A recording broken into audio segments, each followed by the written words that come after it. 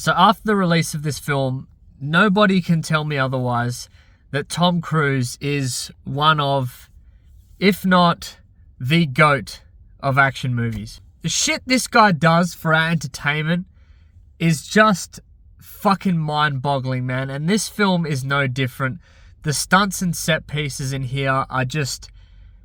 they're crazy. So Mission Impossible Dead Reckoning Part 1. I have been looking forward to this movie for so long. My anticipation was through the roof. Coming off of Mission Impossible Fallout, to me, that film is one of the best action movies of all time. I think I saw it 3 times in the theater. It is just... it's such a good film from beginning to end.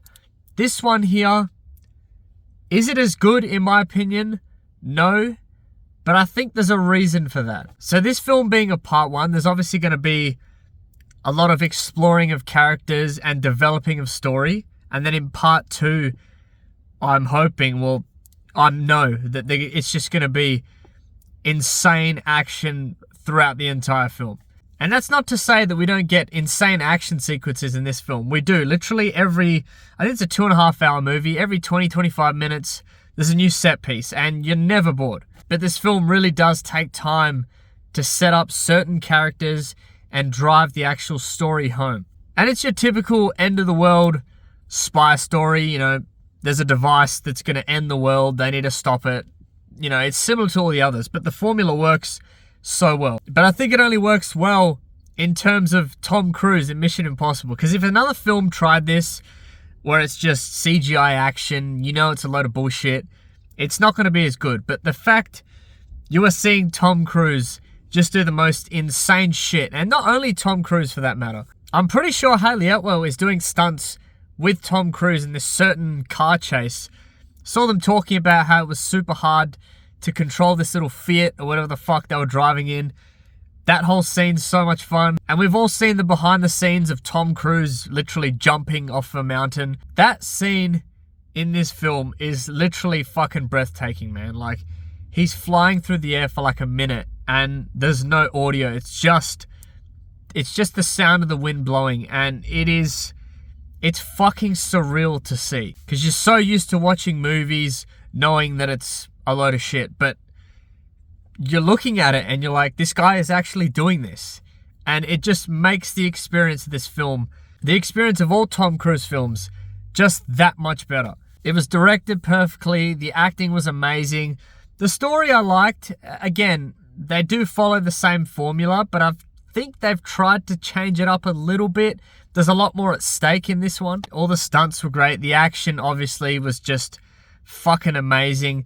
There's a sequence in particular at the end of the film involving trains, and if you don't like heights and shit like that, you're gonna feel so sick during this entire sequence. But it is just, you're on the edge of your seat. You know nothing bad's gonna happen. Like, you can tell that it's gonna end okay, but the special effects in this film, obviously all the stunts are performed by Tom Cruise, but there's certain things that you can't do, otherwise you will literally fucking die. And the special effects in here are just fucking awesome. I don't understand where movies with budgets of like fucking $300-400 million, like Indiana Jones for example, the CGI there's a scene where he's running on top of a train. It's probably the worst use of CGI I've ever seen in my life. It is fucking terrible. But this film here, it looks amazing throughout. The only real negatives I can think of is Hayley Atwell's character and Tom Cruise's character. They're sort of going through this little love, friendship, triangle thing. And Hayley Atwell's character always bails on Tom Cruise in the worst of moments. And this happens so many times that the guy behind me, I think it was the 3rd time she did it. He's like, of course. Like, he just let it out. Because it got to a point of ridiculousness where you're like, okay, surely she's not going to do it again. And she just keeps doing it. That part annoyed me a little. You can argue there is some slow points during the film.